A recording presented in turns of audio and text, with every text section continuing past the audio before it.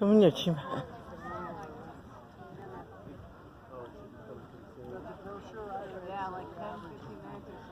Lúc trong nó nè, lúc nào thì ta, nè nếu ta chỉ chống mà chạy á, cho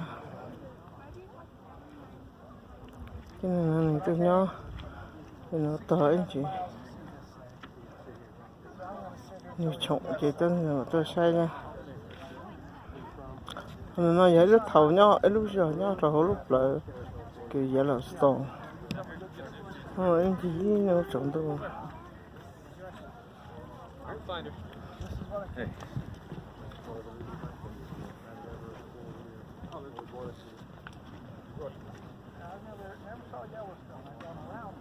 Yeah, I have too. It's funny.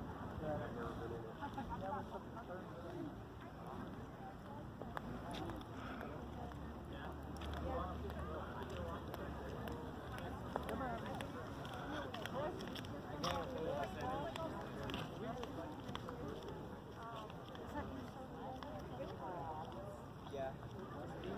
nhóc thôi anh chỉ chạy luôn luôn nó tự ba thôi này ta chỉ bỏ để tự thực tế trên là thì này về pi tự đó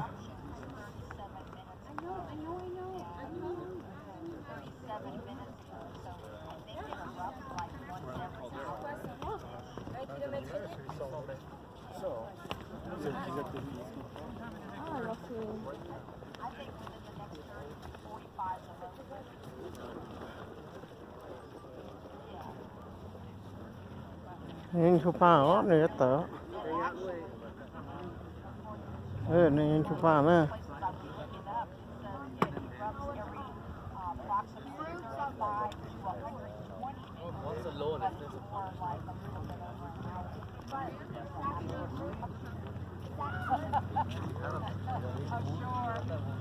I know I wouldn't take my eyes off of it if I were you.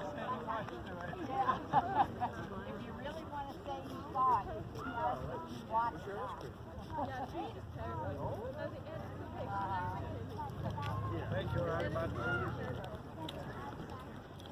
cái này chụp được bao giờ đây No, it's very memorable.